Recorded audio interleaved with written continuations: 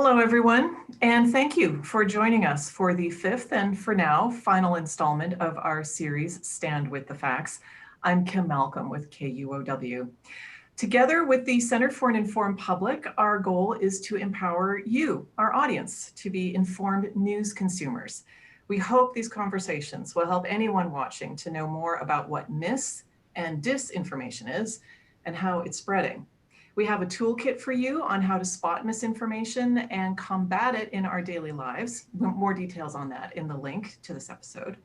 And we are taking your questions. If you're watching live, please leave them in the comments.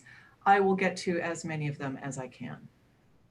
Well, in the last 4 installments of this series, we spoke with experts on what misinformation is, why it's different from disinformation, and the different ways you, the individual, can spot and stop it. Well, today, we're shifting gears a little bit. We want to talk about ways the community can come together to stop misinformation from spreading, which is important as we continue to do what we can to prevent the spread of COVID-19 and as we gear up for the presidential election in November. Joining me today, Chris Coward and Lisa Rosenblum. Chris is a principal investigator at the Center for an Informed Public and senior principal research scientist at the University of Washington's Information School. Lisa is the executive director of the King County Library System. Chris and Lisa, welcome. Hello. Hello. So let's start with the partnership that you are both working on. And I know the project right now is paused temporarily because of COVID, but Chris, can you explain how the Center for an Informed Public is working with the King County Library System? Sure, thank you, Kim, and thank you to KUOW for holding these conversations. Today we're talking about local and community responses to misinformation, so having these kind of local conversations is tremendously important. So, well, thank you. It's our pleasure. Yeah, absolutely.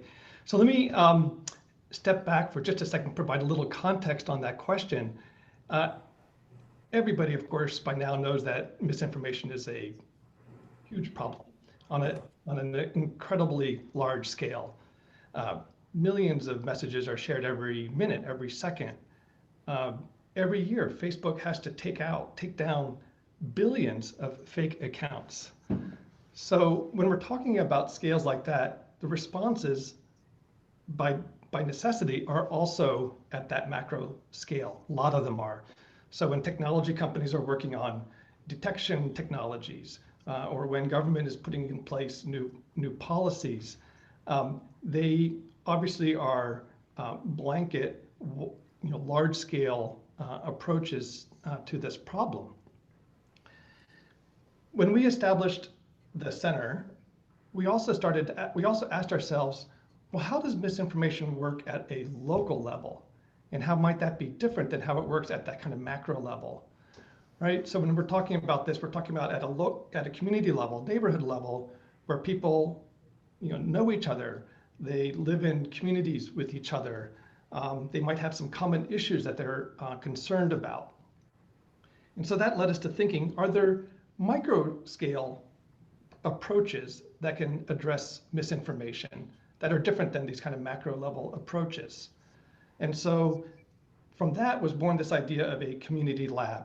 Community lab being, how can we work with partners in the community to both, one, study how misinformation works at that local level, and then secondly, co-create with our partners and with community members new ways of addressing it at a neighborhood and at a community level. And so for us, it was natural that we would approach the public libraries. And Lisa in particular in King County Library System. And as you know, libraries have all the assets and all the strengths that we were looking for. For one, they are, of course, located in thousands of communities across the country. They are trusted in those communities. They have both a physical and a digital presence, something I hope we can return to later in this conversation. And they're staffed by information professionals, like journalists, who are trained in information literacy and in other skills that can help people navigate the information environment. So that was the kind of the backdrop of this and why we wanted to come up with a partnership with KCLS and then eventually other library systems to actually go in and create new ways, new programs, events, services that would help people in their local communities not only be able to validate or verify information, but really come together and talking about issues that matter to them in a healthy civic way. Right, and you had like one of the busiest library systems in the country right there in your backyard. You're with the University of Washington. You're right in the middle of King County. So tell me the story. You reached out to Lisa? Lisa, what was that conversation like? How'd you hear about this idea? Well, the former professor of practice, I believe Chris is being polite. I think I nagged him. I said, I hear you're getting some money. I hear it's a large grant and we got to be part of this, because just what Chris said, we recognize we're boots on the ground. We have 50 libraries across 2,500 square miles. We're a large county, and we're ideal in this sense. We're suburban, but we're also rural. We have libraries out in East King County. I just went by our library in Skykomish. I mean, we're very, very rural in some areas. It's a great library system, and we're really excited to partner with UW to do this. And so that's where it started. And we're really excited. We have beautiful buildings, but as Chris said, we can no longer offer the physical meeting space, but we're hoping to get into some digital meeting space with our public at some point. Right, and we'll definitely get to that. But let's talk a little bit about the specific idea of what your project is, the community lab. Who wants to describe that for me and explain what happens in a community lab? Chris, why don't you start here? Chris? Okay, you're up. As Lisa mentioned, we had a professor of practice from Denmark, Rolf Hoppel, who has been involved in setting up what he calls transformation labs in Europe. And really they're democracy labs. They're about how do we get people within a community to convene and talk about issues that matter to them. And there's of course a strong history of that in the US as well. And I think we've got some pictures up now on the screen. So what are we looking at here? We've got groups of people in a lobby and yeah, this is Doc One. They won, I think, Library of the Year award a year or so ago that he was instrumental in designing. But they've done a lot with their physical spaces and with their programming to bring people together. They have all sorts of events. They have different types of services and the whole design was built around interaction, around facilitating human-to-human interaction. And so part of the issue here is misinformation, of course. And Lisa, as a librarian, and you're running this system, that is one of a multiplicity of services and issues that you're addressing with people who used to walk in through the doors and are still engaging with the libraries. Tell us about the roles of librarians when they're dealing with misinformation in the community. Well, you're absolutely right, Kim. We have many services that we offer, and one of them, our core service, has always been actually the dissemination of information.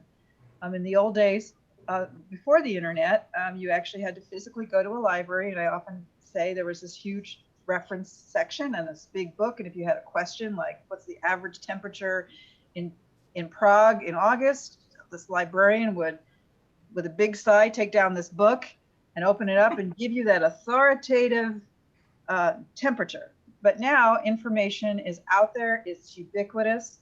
So we as a profession have had to change. And with the advent of social media, it's getting even more challenging. And I think the one thing I really like about this partnership is we've been really passive in our offering of information. We say we're going to vet databases and newspapers, and we're going to push it out to you. You can choose, public, where you want to research.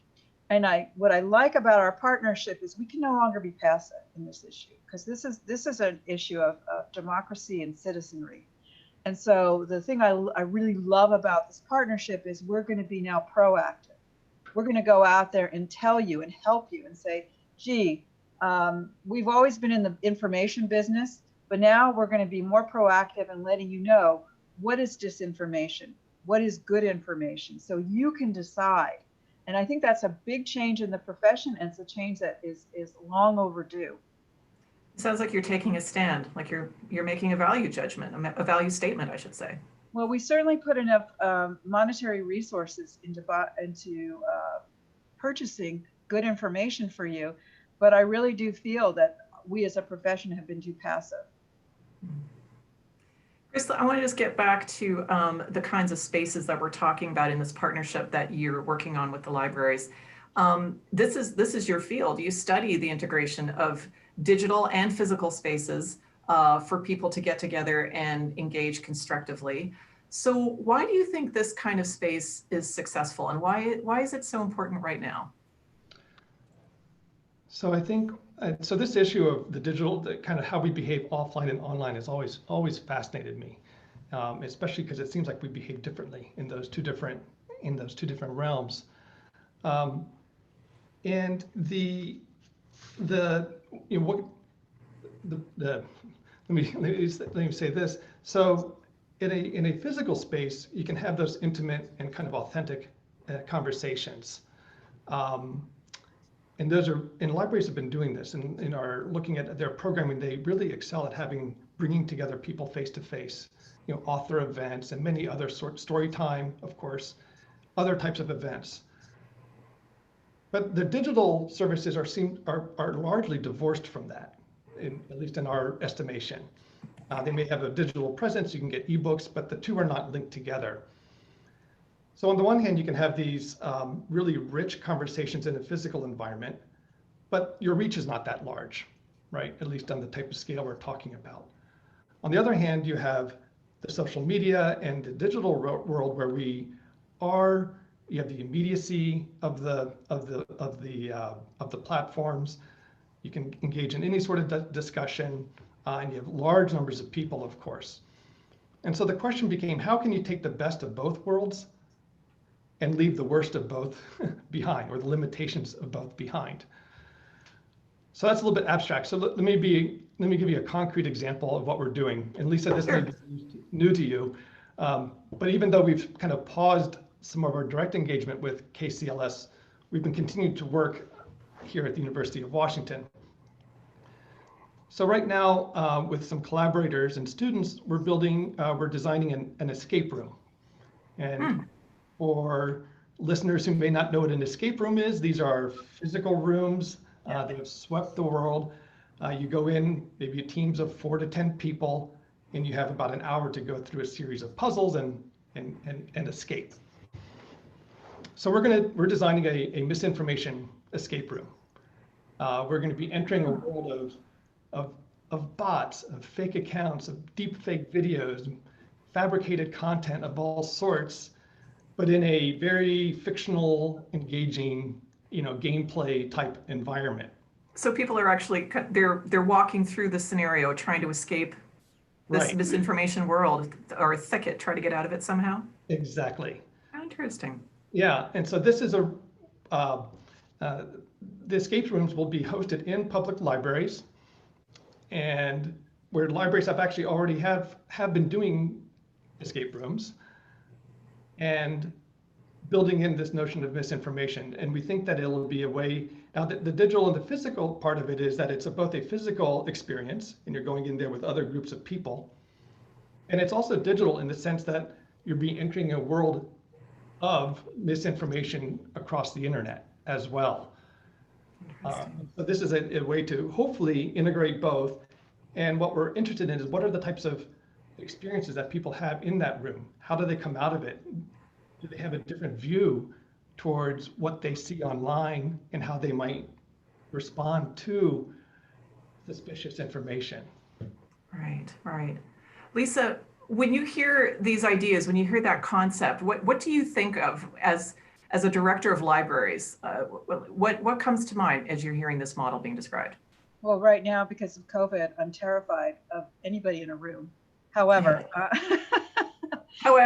however, once we move past it, I think this is a fabulous idea. I truly believe that we have a digital swim lane, but we also have the physical one. And I think this will engage a lot of people, particularly our youth who are used to escape rooms. The idea of gamification is it's very popular right now, and I think I'm really excited about it. I just, if there was like some antiviral hand sanitizer thing, yeah, there was like something we could put over people, we could do it now. But until that time, I'm excited about this idea because, people do miss the physical space of the library. We've done a fabulous job with online resources, but they do miss that space. And pre-COVID, this is really where we were going. And my hope is we would create these kind of spaces out in our libraries, because we have the advantage, we have the real estate, we have the spaces out there, and we have the trust. And let's not forget, people trust us. We have a high trust rating, and we've never sold your information to anybody. We have ethics about privacy that, interestingly enough, were created in 1939 that we adhere to, that we keep your information private and confidential. And so I think we need to leverage that trust. Interesting. I'm glad you raised that issue of trust, because I was looking at this Pew study from back in 2017. I'm sure you're familiar with it. That shows just how highly ranked librarians are when it comes to who enjoys trust in our society. The participants in that study said that they trusted libraries more than their friends and family. I want to say as a source of information. I can't talk about the rest of the relationship, but they trust libraries as a source of information more than their friends and family, more than social media, more, it pains me to say, but it's true, local news. Can you talk a little bit about what's your secret? How have libraries garnered this trust? I'm taking notes. Well, first of all, I have to give a lot of credit to our staff. We are welcoming. We welcome all. Anybody can come in and ask us a question about anything. We don't judge people. We don't look at you and say, you look a certain way, we're not going to help you. We are the true democratic provider, and we do it for free. You don't have to pay to come in to get information from us. I will say, though, especially in my previous job as director, I've gotten some pressure to sell information, to provide platforms for companies to come in. We have really great information about you, which we never share. We don't tell anybody what you're reading, what you're doing in our library. So I think that ethical adherence to privacy, and the fact that, when you go on our website, unless you opt in, we're not going to send you anything about, like when I'm looking at a dress on Nordstrom, within 5 minutes, why didn't you buy that dress? We don't do that stuff. We let you have that private space. And I think that that's one of the reasons why we're so trusted. Yeah. Also, we are the first place that our new immigrants come. Like, for instance, when you walk into our library and you want to know how to get a driver's license, you're greeted by a friendly person that helps you, versus going to City Hall, or the DMV, no offense, but trying to navigate that is sometimes scary for people. But you can bring your children in. We'll give you children's books. We'll help you navigate coming to this country, what you need to do, how to get a business license. So I think that helps us, that we in our buildings, and I have to say a lot for our KCLS buildings, when we can come back into them, they're warm, they're friendly, they're full of colorful, beautiful books that you can take out for free. Yeah, and I'm glad you mentioned kids and friendly faces when people walk in. I think the relationship starts even with many of us with story hour when we're kids. So it's a years-long relationship that is built. If I could just talk about the study for just a little bit more. The other thing that kind of struck me, and there may be overlap here with the audience that perhaps some folks are targeting when it comes to fighting misinformation, is that that Pew study showed that millennials in particular were the group that most trusted. They were most likely to say that they would go to a library to find information that they trusted, and that would be the place to go where they would get information to help them make an important decision. I mean, that was ahead of all age groups, millennials, 18 to 35. What do you make of that? But I think it's great. And I'm a bit surprised too. I think some of that is nostalgia, to be honest. If your parents or caregivers brought you to the library, you tend to have good feelings about it. I also think that millennials are really smart, and unlike my generation, the Facebook, they get it. A lot of them know that, Facebook in a way has been weaponized. It's been used for political purposes in a way that's not a positive feeling. And so I think millennials they're smart and they get it. Also, millennials are starting to have children. And once you have children, you rediscover the library, because I know no parent on earth that can buy all the books that their kids want to read week by week. And so that's why we started curbside at KCLS. So excited. Curbside service during the COVID pandemic. Right. I do just want to quickly say that to our audience, we do want to hear from you. If you've got any questions for Lisa and Chris today, please leave them in the comments and I will get to them, I do promise. I want to just move back a little bit if I can. We got a question actually here from Bill from Facebook. Bill, thanks for sending this in, and it was a question I had too. For both of you, but maybe for Chris as well, is there a possibility for the escape room idea to be done virtually? Where is that in terms of development right now? Great question. Actually, we're starting it with a virtual room. I didn't mention that, but we decided to pivot and design it first as a virtual room, but it would be still facilitated. So there would still be a host. Could be that would be a librarian, or could be somewhere else.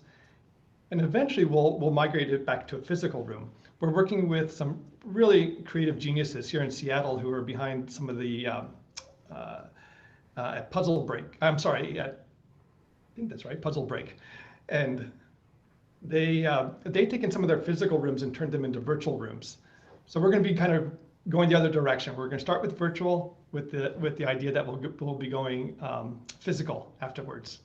Okay, all right. Are you going to be looking for volunteers to help you test it out and develop it? Yes. We're working on the prototype now. We hope to be done by the end of the summer.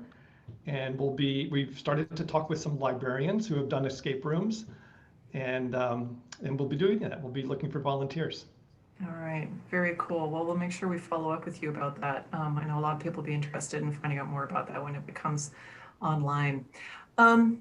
We have talked about, well, you're developing this, Chris, for a virtual space right now, even though the intention was to make it physical in these physical spaces, but then along came this COVID pandemic, and the libraries the physical buildings have been closed down for safety reasons.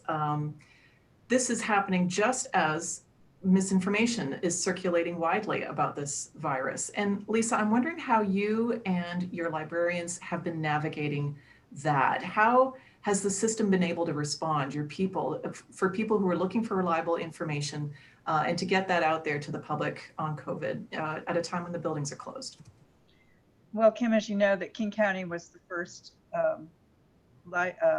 county in the country that had the first death from COVID-19. And from the moment that happened and we started seeing services being, mandates from the governor, sometimes 3 times a day, we would change our policies as far as meeting space and no more story times, no more delivery of books to elder care facilities.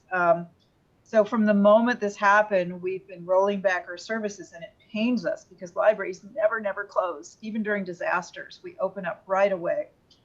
But what we did was we created a COVID-19 website we curated the information, put it on one page to give people the best information from the CDC, from UW, who's, by the way, doing a fabulous job with their data analysis of this virus. I actually pushed that out nationally to library directors, Chris, because it was so good. This was in the early March where nobody knew what was going on.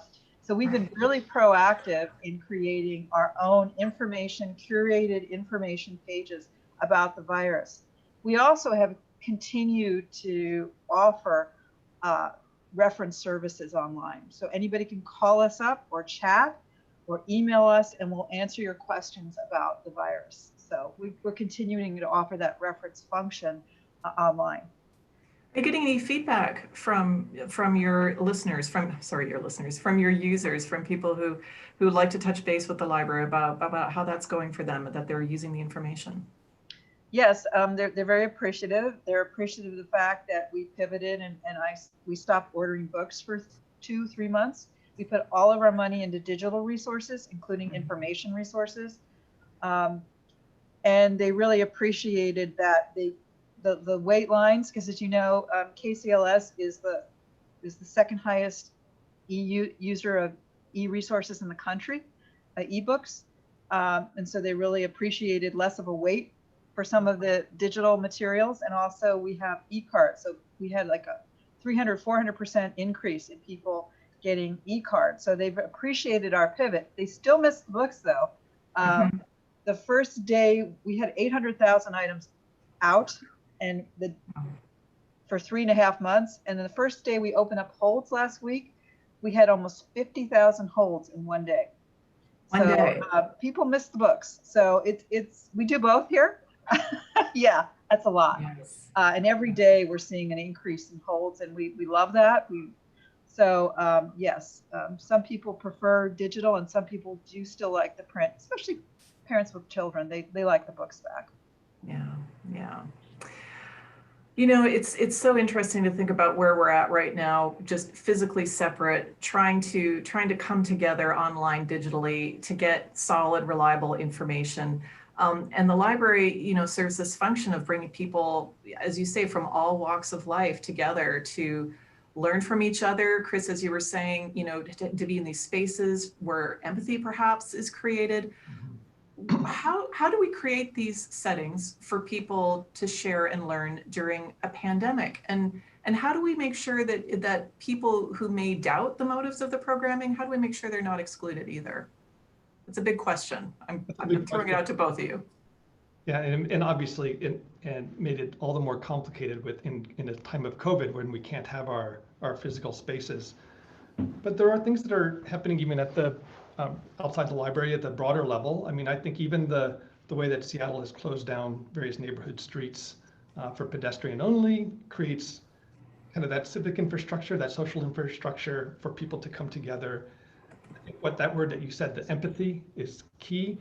It's not that we need to get to know everybody and become buddies, but we need to see the other, and we need to understand that we're all together in our differences. And having that and developing that level of empathy is a critical part of that. So I think there are ways that we could do it at a city level, municipal level, or regional level, where we create ways for people to come together physically and virtually, such as through this program, to be talking about these issues. I know I was talking with the folks at the Seattle Foundation a couple of weeks ago, and they're launching a new kind of civics commons project later this month with a group of other organizations. I'm not sure if the libraries are involved in that or not, Lisa, but you should find out.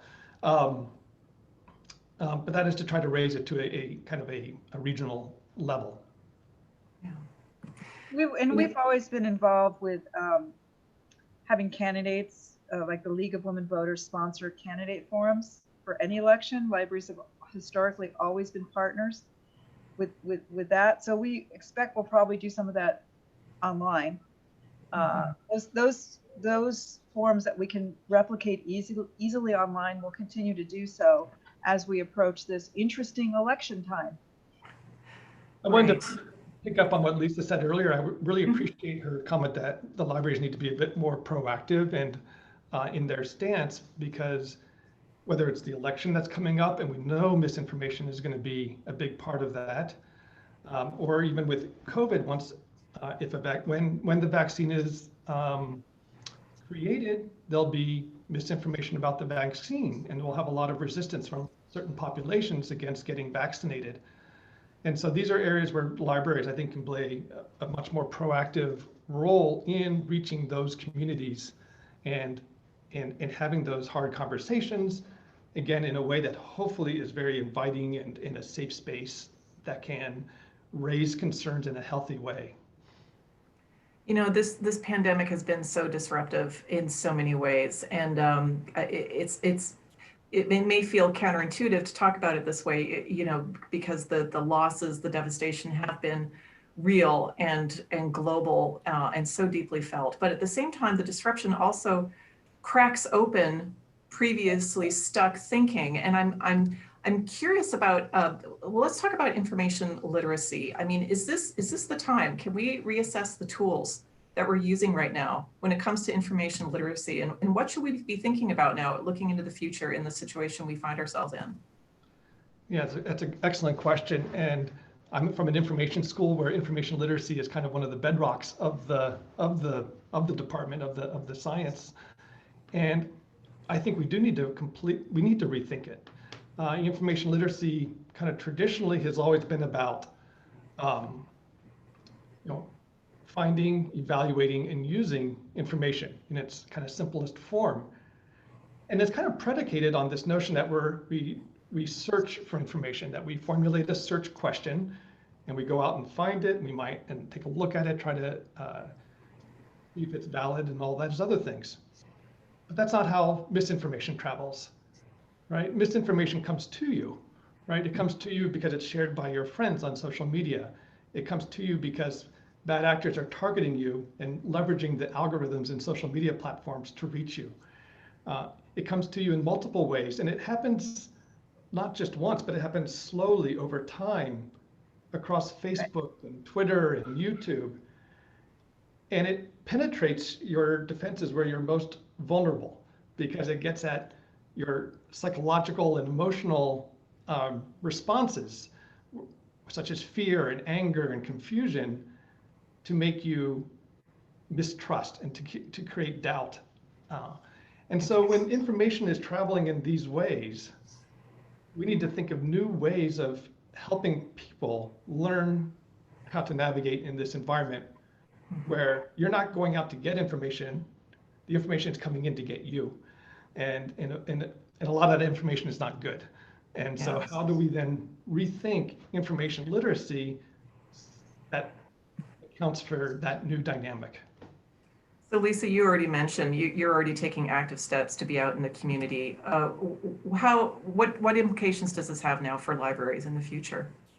Well, I think we have to. I think, as you said, this terrible epidemic has really opened up our eyes on certain things that are unequal in society. One of them is the fact that just getting to the information. In King County, we have pockets of people that have terrible access to broadband. We have people that have, don't have laptops, children that don't have laptops, and families that cannot educate their children online because that's all that's being offered. So there's a real inequality. We've actually partnered with Washington State to offer boosters out in our libraries in our more rural areas. So we kept the Wi-Fi on during the virus, and we can all agree that internet is everything now. It's our main means of communication, of getting stuff delivered. And it's free. I just want to underline that it's free Wi-Fi at the library. Oh, thank you. But we kept it on in most of our libraries in our 39 cities where we have our libraries, but actually 36, sorry. But what we had was some of our libraries had poor signals. You had to really leave your car or wherever. In a couple of our libraries, we boosted out the signal. So now it's more dynamic and it's easier to get to. But having said that, there should be a national broadband policy.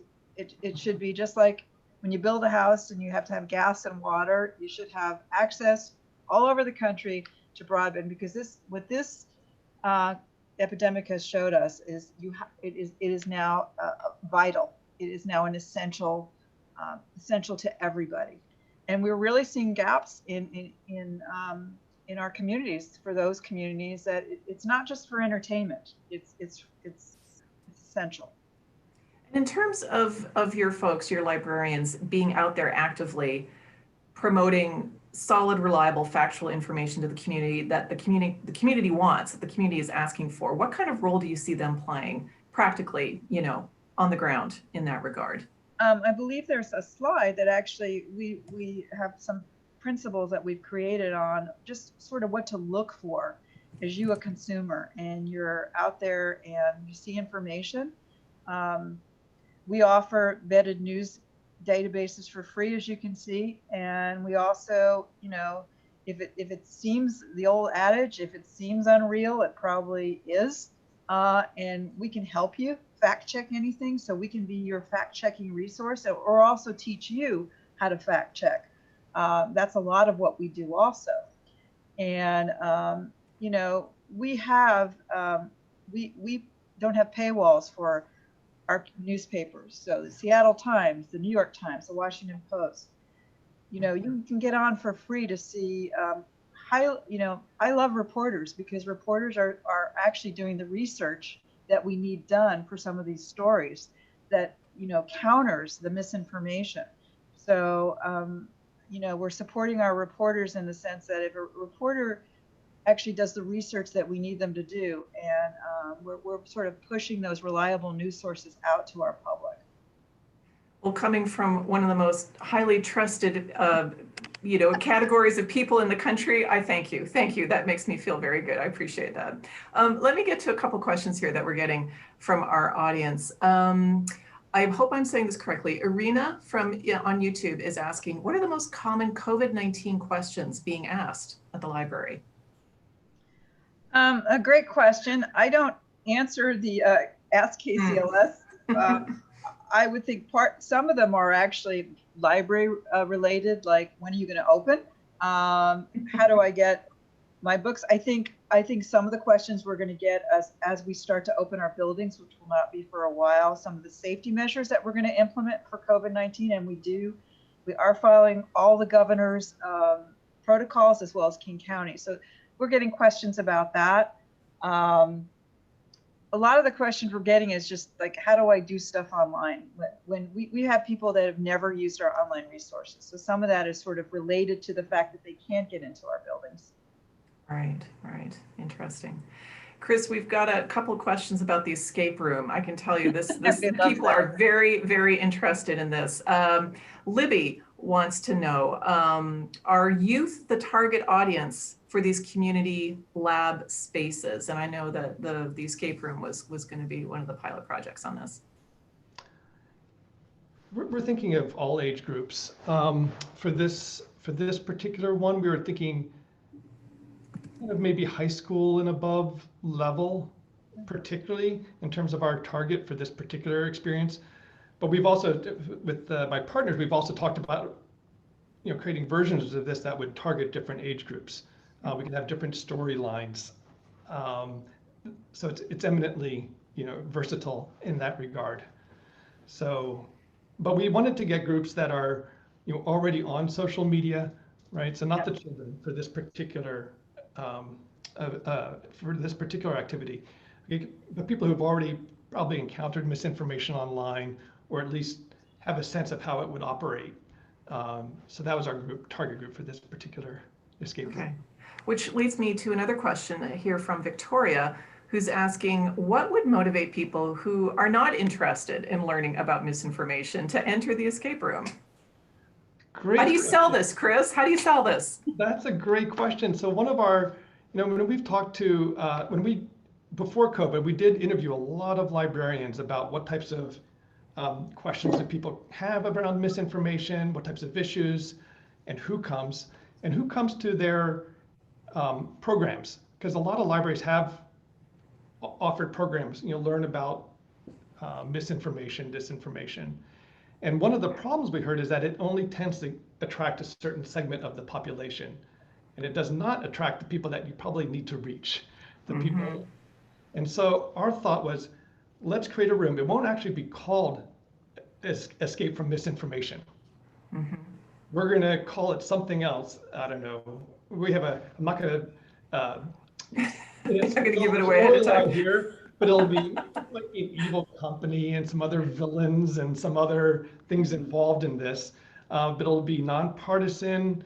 It'll be, we're designing it with fun in mind, so that it would attract a broad range of people. And we're very interested in seeing, from our research perspective and a learning perspective, how do the people with, you might have different points of view towards misinformation, how do they, how do they react towards the puzzles? You know, how do they, you know, does it cause something new to spring up in their mind? So we're going to be able to study that and then improve on it. So yeah, our goal is to be widely appealing, and we're going to be doing it in hopefully a fun and engaging way, rather than a, you know, this is what you need to know about misinformation type of way. Right. Lisa, I wanted to run this past you. One of the recurring questions that we've had during this series about misinformation, spotting it and fighting it, is that people often, they're looking for tools, tips and tricks about how to deal with it. And a lot of the time we're talking about online and people's social media feeds, and you know, that really uncomfortable space where you're seeing something that a friend or a family member is sharing with you, and this question comes up all the time. How do I engage with that? Do I challenge it? How do I do that respectfully and lovingly? You know, all that kind of thing. And I'm wondering, because libraries are a neutral, trusted space, is there any programming that the library has that people could use right now when they're, you know, thinking about misinformation and how to fight it? Well, we're continuing to do this kind of programming, and the most current one is Hackers and Democracy, what social media is doing to U.S. politics, and that's going to be August 11th. So we'll continue to offer these kind of programs. But part of the discussion I think we need to have, and Chris, you talked about it too, is a respectful discussion. I think what's happening is we put off a segment of our society, I think, that we disagree with, and marginalized. And I think we need to bring them back in the fold, as far as we're not threatening your beliefs, but we need to show you that there are other options for you to look at. Don't just take your Facebook feed. Be a little more critical. Just the other day, my husband's sister forwarded something. It was incorrect, and he sort of took her to task for it in a nice way, his sister, but just said, when you do this, this is really where it's coming from. And so it's, a lot of people are confused, and I get it, you know, especially people who are of a certain age, older than millennials, because there's a lot of information coming at you right now. And again, I think over the last 5-6 years, we've just gotten so much, and we as a library need to help people decode it all. And Chris, I love those escape rooms. I want one, and let's partner, because we'll push those out. We love that idea. But yeah, just to not be punitive, to have respectful conversations. Let's get back to that. We used to have that, and I think it's kind of gone by the wayside lately. Mm-hmm. If I could add on to that. Sure. The kind of first law of misinformation is that we are all vulnerable. That's kind of we are all equally susceptible to believing information, false information. It's not a political thing. And because we're all vulnerable, I think you can have those conversations that you were talking about with family and friends. If someone comes to you, I do the same thing. I take the stance that they're misinformed. We're all, you know, we can all fall prey to this, and gently correct or bring other, you know, evidence to bear. And I've had to do this a lot, even around, you know, people coming to me thinking that with the protests in Seattle, saying, "Oh, are you okay? I hear that Seattle's on fire, that it's not safe to walk the streets," all sorts of other things. And I've had to just, you know, bring in other points of view. And it's usually fairly, it might be a bit uncomfortable, but it's tolerable. In fact, these are the conversations we need to have, as you said. Well, I'm wondering if there is, the people who are watching us, people who love libraries, is there a role for the public to support libraries in this effort, even though we can't come and see you and check out our books in person? Well, first of all, please use us. Please engage with us. Please ask us. And we miss you as much as you miss us. We want to open up our buildings, but we're going to do it in a safe way. And just, if I had a nickel every time I heard after the internet came out that we don't need libraries anymore, I could be able to afford a house, a nice condo in Seattle. This has been the narrative for a long time, that we don't need libraries anymore. And here's an example of why we need them. We can't even open our doors, but yet 50,000 requests in one day for books. We've offered online, free online, unmetered access to titles in support of Black Lives Matter. We've gotten a huge request from our public, and I've actually worked with our vendor, who supplies books across the country, ebooks across the country, to say, step in, publishers, provide this access. Our public wants to read about these issues. So hang in there with us, and we're going to be open for you eventually. But libraries are the place for an informed citizenry, and that's really the heart of our democratic institution here. And I know I sound very lofty, but I truly believe this, that our goal is to inform you so that we can maintain the wonderful democracy we've had all these years, that brought my grandparents here to this country because they were in a repressed society, and we want to maintain that. And that's one of the true goals of the public library space, whatever space we find ourselves in for the next year or so. We are getting closer to the end of our time together, so I just wanted to make sure that I asked both of you, is there a thought that you want to leave us with, something that you want to make sure that we don't forget about? Let's see. I would say it's important for everybody. Everybody now knows what misinformation is, right? It's in the news. We've talked about that. I think it's also important for people to understand how misinformation works. By that I mean, how do individuals or organized groups really use these technologies and exploit the social media platforms to spread to deceive you. Because I think once we start to realize, whoa, this is how they're doing it, in fact, and they're targeting everybody, no matter that, we will then start to say, wait a minute, we don't want to be a part of that. Mm-hmm. Now, in addition to that awareness, we also have to start practicing some new information behaviors ourselves. And this is where I was saying that the kind of our standard tools of the trade from childhood for many of us are inadequate. So we have to do some new things, and it starts with just taking a pause. Like you said on that slide there, does it pass the smell test, right? Mm-hmm. And pause before sharing something, right, online. And I think maybe some of my colleagues have talked about that as well, that it doesn't need to be instantaneous. So that's, it's a kind of a plea, I guess. But I think if we also realize that we're the victim of a lot of this, and we're kind of being brought into someone else's game, that will start to cause us to be a little bit more conscientious in how we engage online. Yeah. We've got up on the screen right now the formula SIFT of best practice: stop, investigate the source, find better coverage, and trace the claim to its original context. Good things to do every time. Lisa, just want to give you some time as well to share something if you want to. Well, we're here for you. Please call us, please contact us. That's our job, to help you with whatever questions you may have, both about this virus, about information, about just what's a good book for you to read to forget about this virus. We're here for you, and we can't wait to come back. But in the meantime, support your local public library. Know that we need your dollars. Actually, just like I feel like I'm an NPR, a KUOW kind of your half-yearly campaign to get money from people, but we are on board, Lisa.